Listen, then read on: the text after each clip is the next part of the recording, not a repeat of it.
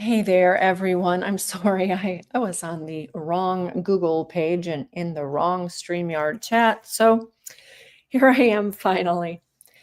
It's good to be with you again. Hello, Carmen. It's so nice to always see that you're here. Um, Today we're doing a special Ask Me Anything. We like to do these about once a month so that you can ask us anything at all that you'd like. And right now, being that we are sliding into late winter, and I know that if you're anything like me, um, your brain is probably thinking, spring, what can I plant? What can I grow? So we're going to kind of dedicate today's show to that idea. What can we do to get ready for spring? And any questions that you might have, we'd love to answer if we can, or we can have discussions. But at any rate, let's get going.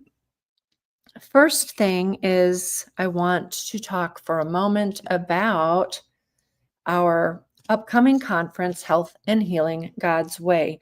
We've been selling tickets. We're very happy that the orders are coming in, but we'd like to really fill this up because this is a conference that is like a few others. I won't say no others, but this is a really good event. Last year, we were so very blessed to be at Melvin's Farm to Fork and to enjoy 2.5 days of just really good learning about how we can help the body to heal, to overcome illness and disease, and to be strong. Well, it was such a good event, and we had such good comments that we decided to do kind of the same thing again, but with all new topics, but the same kind of general theme: health and healing God's way. And so we are bringing back some of our former speakers, including Dr. Patty and Dr. Stephen and a few others. But we're going to be tackling a lot of topics, including things like hormone health and herbal health and healing. We'll take a nature walk and see what we can find. We'll learn about making our own preparations, just a lot of things. We have some really pointed topics. We will be putting up a rough schedule on our website very soon so that you can have an idea of just what we're going to delve into.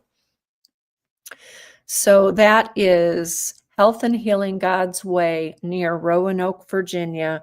There are plenty of hotel rooms and campgrounds and Airbnbs around. So if you have to travel, it's worth it, and you can be comfortable in doing so. That's April 25th and 26th, with a special worship service on Sunday morning, April 27th. Coming up soon. Okay.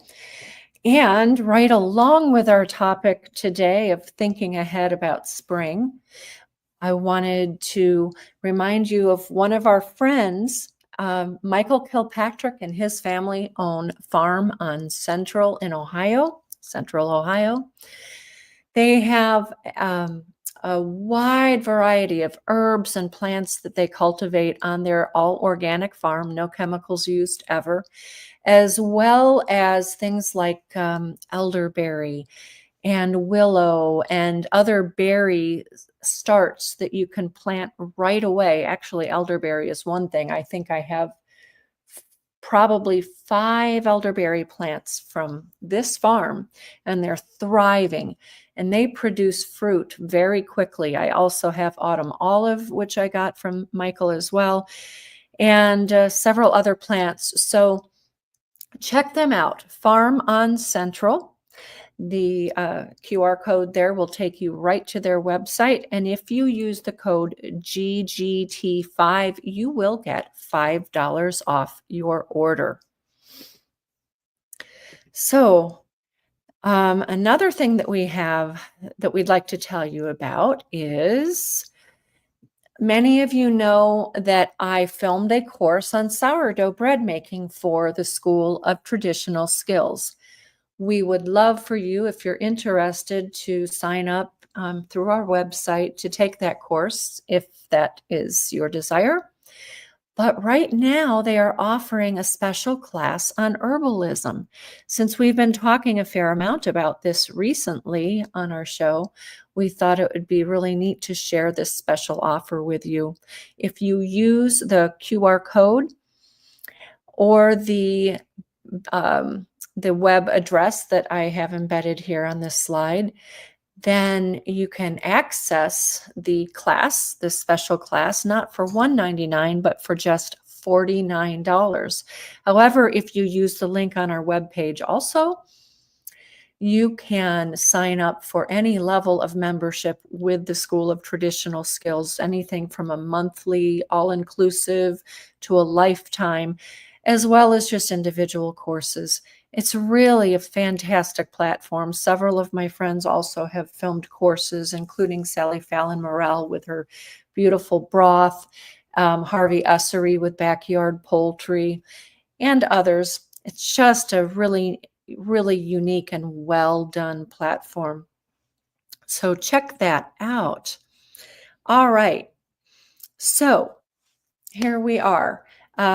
It's not feeling very warm today in Northern Virginia, but actually it's also very ugly and overcast. It's one of those days where you just want spring to come because it's awfully gray and yucky. However, we had a very deep freeze and we had about 10 inches of snow total that hung around for several weeks. And then last week we got into the 50s and it was such a treat. So we had warmer temperatures here for a few days that really made me get spring fever. And I'm afraid I can't shake it now. And so I'm getting ready to do a few things. Actually, just over the weekend, I planted garlic late, but I bought a bunch of garlic starts as well as turmeric and ginger and some other things from Southern Exposure Seed Company. They're a company that I like a lot. And when I spoke with the owner, Ira, I mentioned, of course, that I had intended to plant my garlic in the fall, but I was gone so much and so busy, I didn't get it done.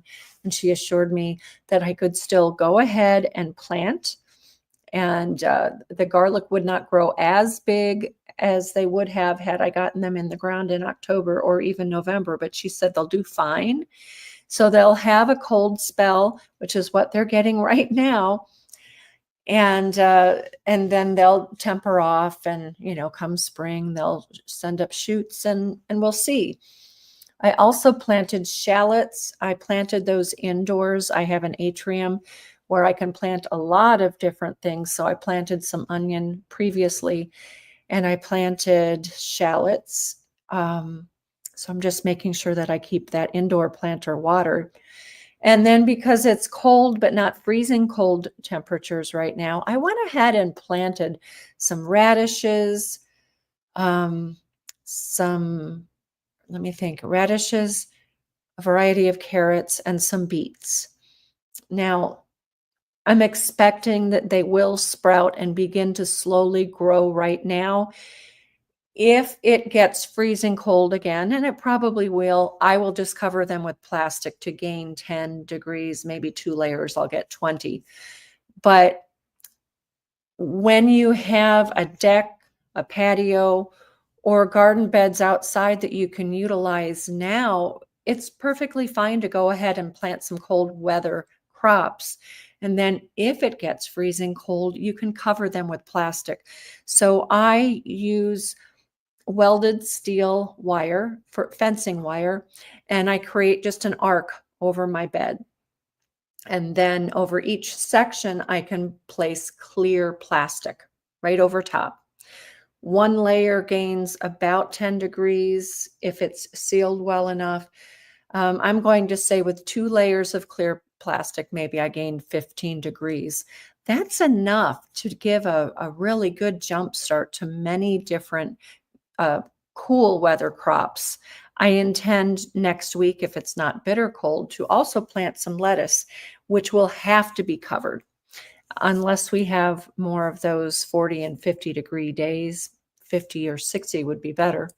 I will keep things under plastic so that they have a chance with warmer soil. Okay, so Carmen is wondering how long fresh whole cow's milk will last. Here's the trick to it.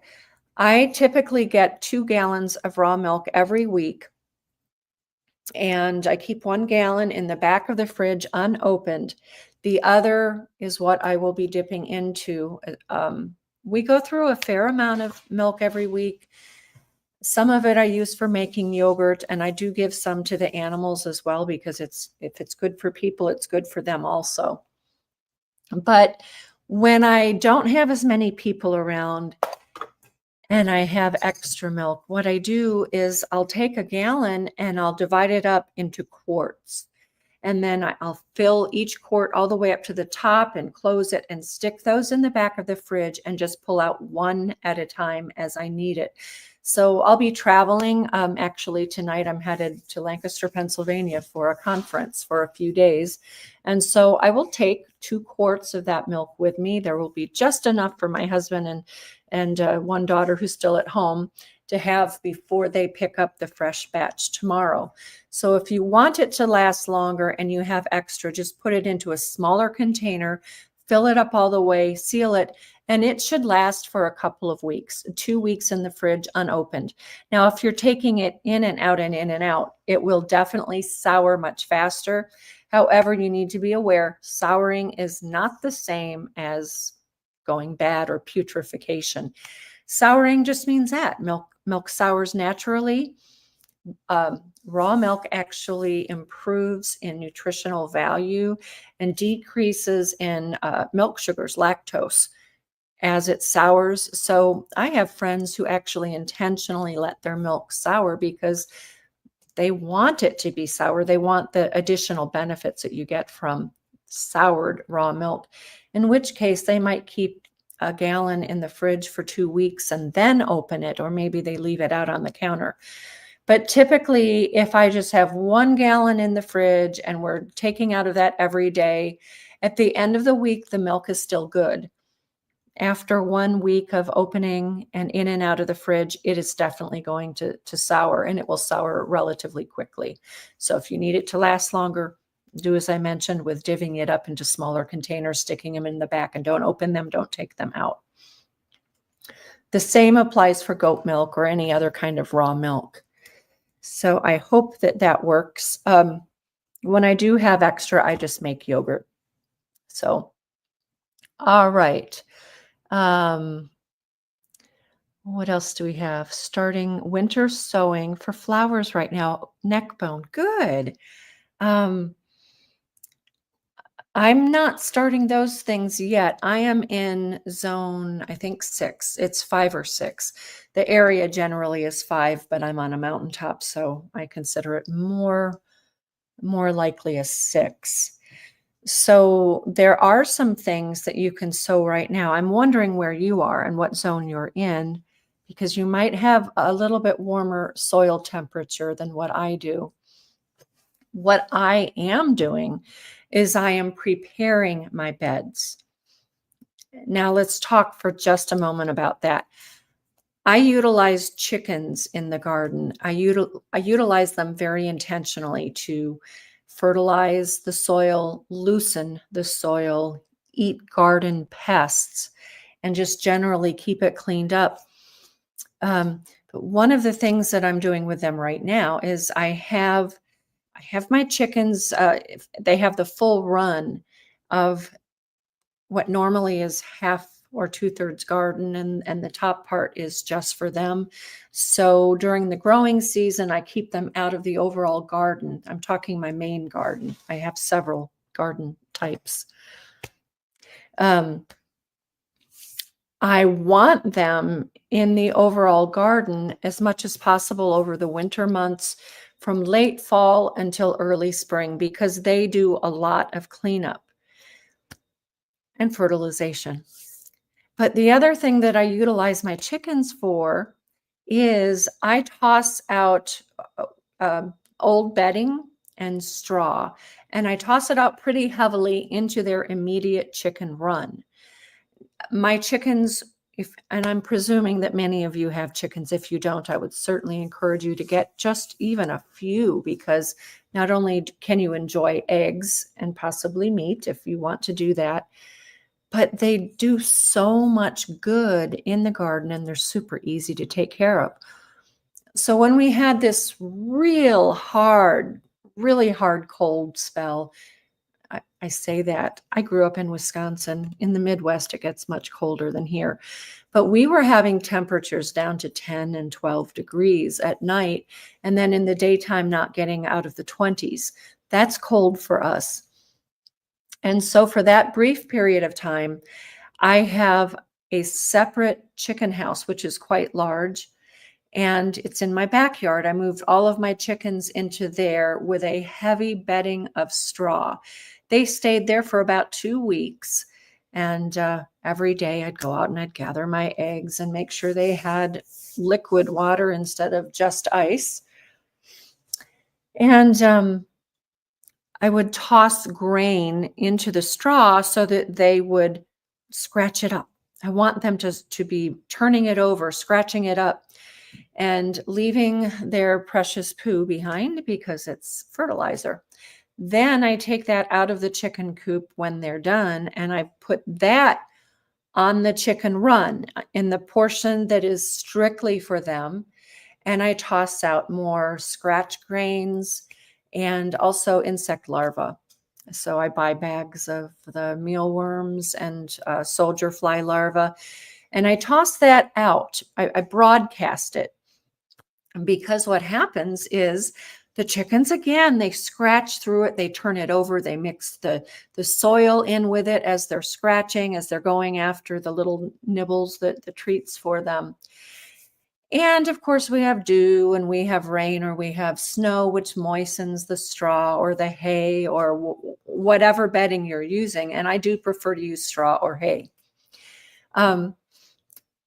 That the moisture combined with the organisms in the soil and from the fertilization of their poo, what I'm doing is I'm creating fertile soil.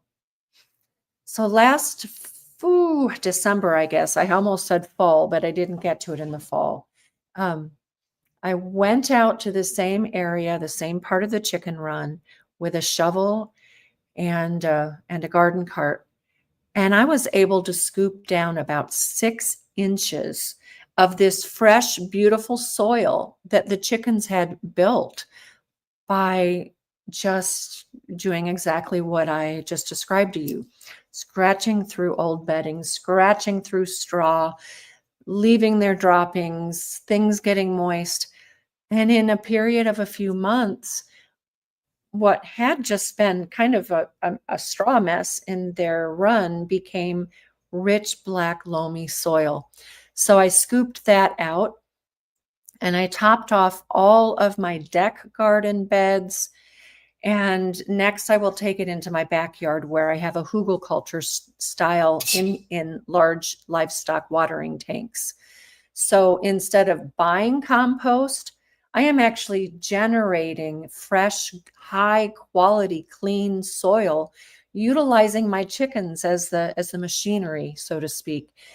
And then I can scoop it up 2 or 3 times a year and add that on top of any of my garden beds or even my indoor plants. It provides nutrients to help everything grow. And it's just so darn easy that it ought to be illegal. I'll tell you, I was at the feed store the other day buying more organic soy-free layer feed, and I saw the bags of fertilizer and compost that I used to buy. I like Maine Gold Coast, I think is the brand out of Maine, and Fox.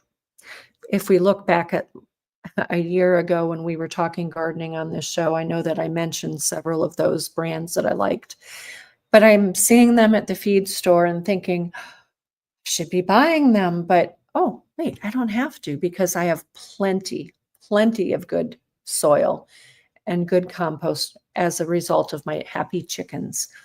So no more buying. I can take care of it myself. Um, okay, Neckbone says zone 6 in southeast Michigan. So about the same conditions that I have here. I'm probably just a little bit warmer. Um, yeah, no big loss. If you lose a few things because you have plenty to plant, that's fine. Obviously, if you have something that's more precious and harder to get to acquire more, you're probably going to wait about another month. Now, many people, of course, like to start seeds indoors. I am not one of those because I don't like to sacrifice the space. Because right now I have extra animals in my house who like to tip things over. And the one remaining child often actually also knocks things down, as happened last night. It's okay. But I just don't want to take the chance of things getting knocked over and destroyed and wasting my time. But as soon as it is getting warm, once I see soil temperatures reaching about 50 degrees, then I feel like, okay, I can start planting. Some things like hellebores in terms of flowers, you could probably plant right now and they would do fine. They are a cold weather blooming flower. Mine actually bloom well into the year and all through the season. But they are an example of a cool or cold weather plant, which is okay to plant now. My elderberry slips and other berries, I'm not going to want to plant those just yet. I have some things that are planted in the front yard, some of which actually I got from Michael Kilpatrick and the organic farm that I just mentioned at the beginning of this show. And because I wanted them to grow well and be safe and protected over the winter, I actually covered them. I'm talking like I have a pomegranate and the autumn olives and one other thing, blueberries. I wanted them to get a really good solid footing before the weather became very, very cold. And I wanted them to be deeply rooted and ready to go for the spring. And so I actually covered those with compost. I mean, completely covered, like I mounded all the way around each plant. One of my pomegranates had died back. It's been mowed over twice by my husband and one of my sons and somehow survived. So that I moved to a safe location and I did totally cover it. I was out there this morning looking for it and I thought, wait, where's that pomegranate? It should be right here. Oh yeah, that's right. It's under that mound of compost. So the compost will generate heat, which allows the root system of these more tender, younger plants. It gives them extra time to develop a good root system before they go into a hardcore winter. Now that we'll start to see some warmer temperatures within the next few weeks, we'll start to come out of winter and head into spring. I may take some more of this compost and put it in a few places strategically, again, to warm the soil and to give an advanced growth spurt for some of these plants. But just generally, because compost generates some heat, you can gain at least a few degrees over any bed by utilizing fresh compost. I say fresh, I don't mean as in it hasn't composted, it's waiting to compost. What I'm really meaning is alive, because what you buy in the stores is usually baked to kill off, everyone is a germ phobe, including many gardeners. And so even what otherwise would be really high quality compost that you could purchase is largely going to be dead because the microorganisms have died off through heat processing. So I like my homemade compost. It keeps things warm and growing better. Okay. Well, petunia seeds are one flower that you can plant in cooler weather. I probably would wait a little bit longer until the soil does remain a little warmer, but they are a cool weather flower. Pansies, petunias, hellebores. What are some other things? Help me out here, guys. Okay. And Neckbone says, I started my peppers indoors and one flat of petunias. I believe I need to start my onions soon. If you're starting onion by seed, yes, you're going to want to start those indoors soon. I do two things with onions. I either do onion starts, or when I use an onion, I only buy organic if I'm buying.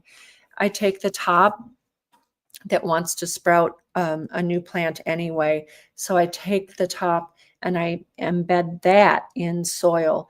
I have some growing right now alongside my shallots. This is exactly what I've done. So this is indoors, but I could plant more outdoors. I'd probably still hold off until late February or early March when it's reliably warmer. But man, if you're going to use an onion anyway, and it's an organic onion that hasn't been irradiated and isn't therefore dead, save the top and plant it. Even if your onion that grows from that is smaller, so what? You get more onions. So I do that with a few things, but in particular onions. One of my favorite things to do in the spring, though, is to forage. And my favorite thing that I forage as soon as everything is turning green is my garlic, the wild garlic. I didn't plant it. It just came up, and I noticed a few years ago, wow, I started to use the tops, and I chop them up and put them in salads and sautés and such. But I started digging up the wild garlic, and it has such amazing flavor, that it's such an intense and beautiful onion flavor, that I harvest as much of that as I can in the springtime. And then I save the largest bulbs, and I actually plant those intentionally. So I planted some of those in September, and they're growing. They're doing fine. So I'll be able to harvest those in spring. Otherwise, you'd be letting your cultivated garlic grow longer, but that spring garlic that is wild, it is so, so good. So yes, we can plant seeds, get them started indoors in trays. My favorite container, by the way, when I do start seeds, I like to use egg cartons, in particular, the paper egg cartons, because then when I want to transplant into the ground or my pots, all I have to do is break the egg carton into sections. So I can get 12 plants, obviously, from a dozen egg carton. And I might start something. I'll probably start a few things, small things, in a couple of weeks. But then I'll harden these things off outside on my potting bench. And then I'll be able to just break those paper egg cartons apart and plant my plants directly in the soil. I just love doing it that way instead of buying seed starters and having all of that fancy stuff that I used to do, but it costs money. Egg cartons are free, so why not use them? All right. Otherwise, I strongly suggest that we don't till our gardens, that you don't turn over the soil, because that drastically disturbs the soil microbiology, and you need a sound microbiome in the soil for plants and seedlings to take up nutrients. When you till, you're disturbing all of that, and your plants are going to be weaker. You'll get a lower yield. You may have insect or other disease taking over with whatever you're cultivating, because the soil is not as healthy as it should be. So I think often about the plow and the analogy in the Bible so often that uses the plow. And when I started to learn about no-till gardening and no-till farming, I thought, but the Bible talks about the plow, so it ought to be a good thing. But I started to really think about it and to actually look at old-fashioned plows, like biblical plows that were pulled with an ox or a donkey and that were fashioned out of just pieces of wood and iron. They were not turning over a whole garden plot or a whole field. They were just cutting through the soil so that you could plant. You had a channel to plant your seeds or put your seedlings in without disturbing all of the soil and the microbiology of the soil. So something to think about. I just really want to encourage you to consider two things. One is no-till and the other is incorporating animals into the garden.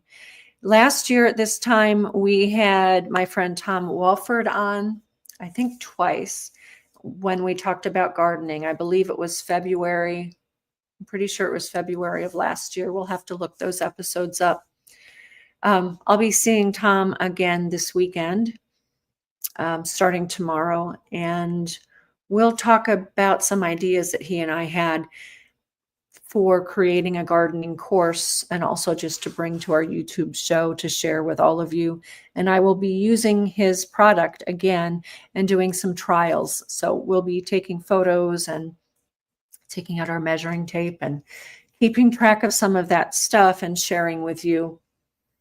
I think it's super important for all of us that we grow as much of our own food as we can for food security, because we cannot know for certain that the grocery stores are always going to have the foods we need.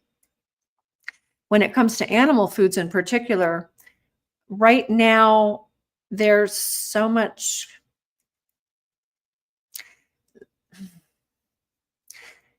The bird flu thing, I would urge you not to believe everything we're told. I've learned in recent years, if the government says this, I should probably question it at the very least and maybe believe the opposite. I think we will do a show really soon on bird flu. And I'll link an article from Sally Fallon Morell of the Weston A. Price Foundation about this very thing. Hey, if bird flu is really such a threat that we have to kill all of the chickens, why aren't we also killing? We've got wild birds everywhere. Aren't they a threat too? Why do we have to worry about bird flu getting into raw milk? It's propaganda. I'm sorry, but that's what it is. And now Georgia last week shut down sales of chickens. Eggs are non-existent in some states on the shelf because of the bird flu scare, and millions of just helpless normal chickens have been annihilated because of bird flu. By the way, PCR test. The inventor of that, he's dead now. Mullins was his name. He was recorded. I've watched it many times. He was recorded describing what the PCR test actually was, and it's not for detection of disease. What a PCR test does is it takes whatever is in your nasal or your sinus tract or that of animals, and it puts it through a series of mechanical tests that amplify and bring forward whatever might be in the sinus passageway. So every time you breathe in, you're going to be breathing in a lot more than just oxygen and other gases, but we're breathing in pollen. We're breathing in particles of dead and diseased this or that. We're breathing in all kinds of stuff from the air. A PCR test amplifies every particle that is in that airway And it can find just about anything you're looking for. You just have to keep upping the amplification. It doesn't actually mean that anything or anyone is sick. We'll have to talk more about this and go more in depth because I just gave you a really lousy description because I don't fully understand the whole mechanics myself. But I just bring it up to say, first of all, let's not worry about it. Let's not fall for the scare tactics. But secondly, and probably more importantly, I think it's a really good idea to be prepared, to be able to provide at least some of our own food for ourselves, our families, our friends, and to also establish a community of like-minded people. And probably many of you already have such communities. I know I do here where I live. I'm friends with some of my neighbors who have the same interests as I do in food and gardening and in health. But then I have a network of friends in the area also through the Weston A. Price Foundation. Um, again, people who grow their own food and who share. And when you have plenty, you can share with others. You can barter, you can trade, you can buy, you can sell, you can gift. But when you know other people who are raising food and you're doing, maybe you're not able to raise food, but maybe you have skills that you can share. So I think it's just important that we have alternative means of getting food that is high quality, not processed, clean, and without relying on the grocery store. So there's that. During COVID, we can all remember there were things, not just toilet paper, that were missing from the shelves. So let's try to be prepared. And I think that that's a very biblical concept. Not that anywhere we are told, no, you can't go to a grocery store. You have to grow all of your own food. There's no biblical mandate for that, but certainly the idea of stewarding the earth and providing for your own and caring for your family and helping others in need, that certainly is there. Okay. Carmen has raised beds in the city, and I'm wondering what you're growing out there. And indeed, I'm happy to speak the truth. There are things that we have to be careful about saying on YouTube. And sometimes we might put something on Rumble. Actually, all of our shows also go on Rumble and BitChute. But there are things that we don't talk about here that are over there. I definitely believe we need to speak the truth in all times, in all matters, and definitely to trust in God and always, always give him praise. He provides for us so beautifully. I very much enjoy learning about God's ways, the natural ways of doing things, because they're always, always better than man's ideas, aren't they? All right. Does anyone have any other questions or comments? Oh, I usually just add more compost unless it's a new bed. Yeah, that's what I do too. And I'll put some photos up and probably put together a little short organic gardening course that you'll be able to access where I can show you exactly what I'm doing. But in my backyard, I did put 5 livestock watering tanks. They're galvanized metal. They're galvanized with zinc. We aren't going to be poisoned with zinc dissolving very, very slowly into the soil. So we don't have to worry about any toxicity there.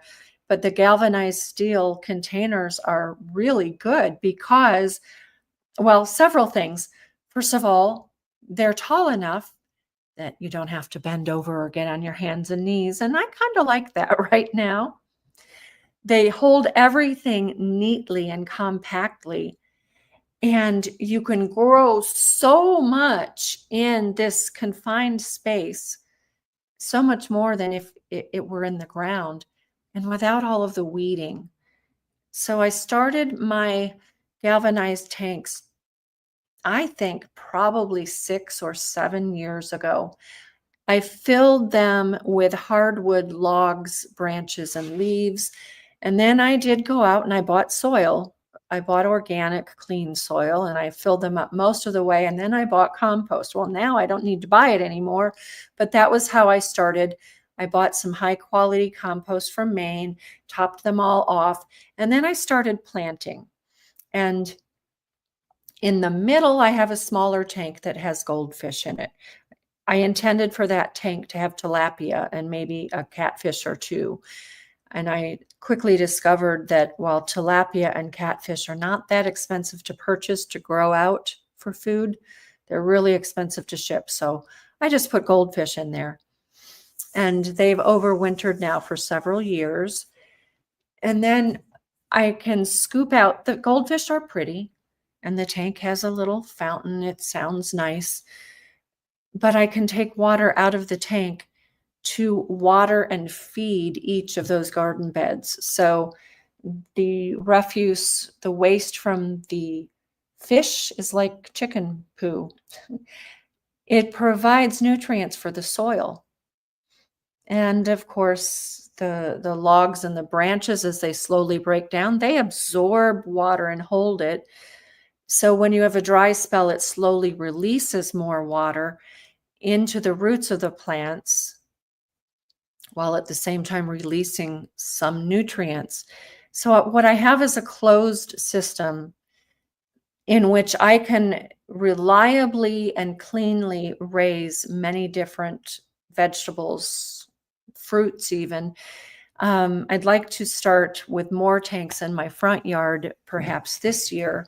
But in the backyard, which is more shaded, I'm limited at what I can grow, but I grow spinach, kale, fennel, kohlrabi, broccoli, cabbage, the brassicas. There's a lot that I can grow in part sun, part shade. Now, I'd love to have some out front also in full sun where I can grow more things like tomatoes, potatoes I grow in other spots anyway, and I grow them in buckets or in crates in straw with a little bit of soil. I also grow them in the backyard in tanks. But all of this to say that it can be very, very easy when you're incorporating the animals in the system. It reduces your costs because you're able to come up with soil and fertilizer on your own. So these things are all very doable. Without any more questions, I think I'm going to close for today, unless you have any more observations or questions that any of you want to bring up.